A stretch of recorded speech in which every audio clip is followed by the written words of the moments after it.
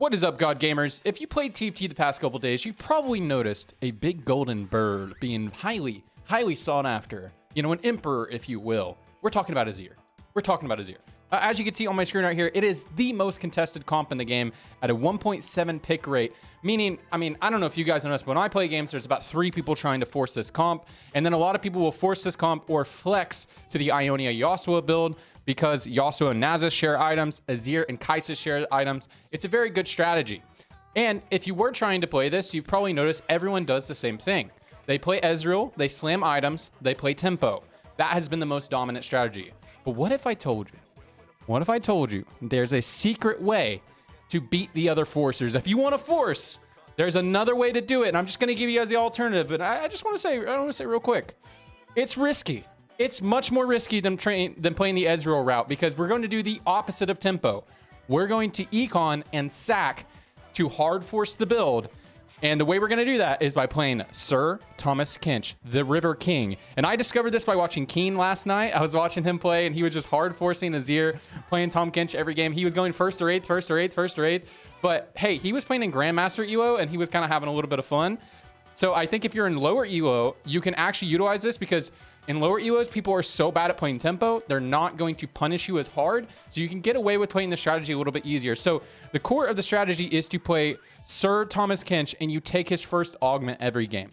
So whether it be AFK, Rich Get Richer, Hedge Fund, you take it no matter what, and you play Open Fort. So you Open Fort for the Azir items. You can guarantee your bows because you're going to be in last place, right? And you just full econ, and the goal is to get the 4-2 level 8 50 gold. That is the goal.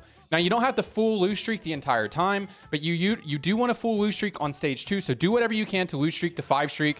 Make as much gold as you can.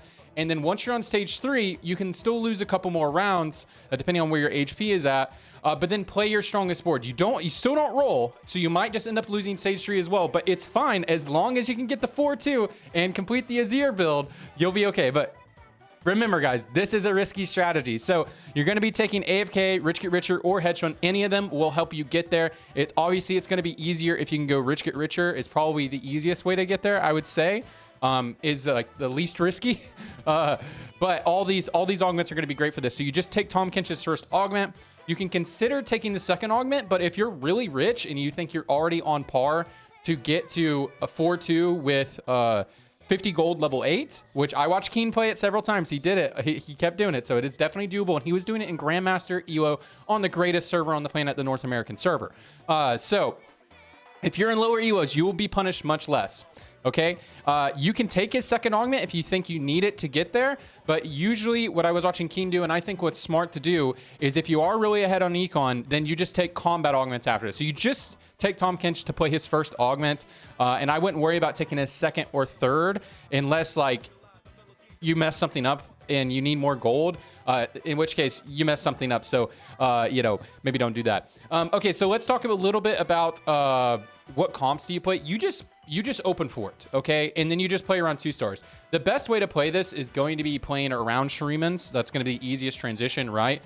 Is to play around Cassio. Cassio is a great item holder for Azir. Akshan can be a great item holder for Azir, but again, Akshan is a 3-cost unit, and you don't want to win on stage 2. If you play Akshan on stage 2, it's very likely you're going to win a lot of fights. So remember, you need to Open Fort to play this. And then again, the in-game board is if you guys haven't seen Strategist Azir, it is the most simple in-game board. Look, you just play Swain, Talia, Teemo, Garen, Azir, Jarvan, Lux, Nasus. Every game, that's the board. That's the board. You put your attack speed and AP items on Azir, and then you off carry the Lux, and you're good to go. And so, yeah, anyways, this strategy is just because everyone is going to be tempoing. If you haven't noticed, everyone tempos with Ezreal, and then they roll to 0 on 7 on 4-2. But you will be level 8 rolling on 4-2. So you will have a huge advantage.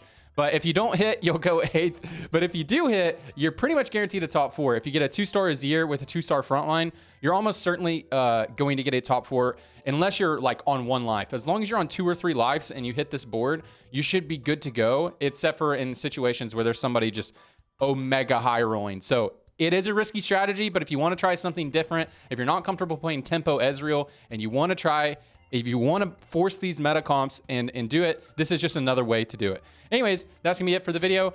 Good luck climbing. I have not tested this strategy because I hate playing this way. Like I don't like. I just think it's not fun. I like playing Ezreal. Ezreal's my favorite legend. So, but anyways, appreciate you guys.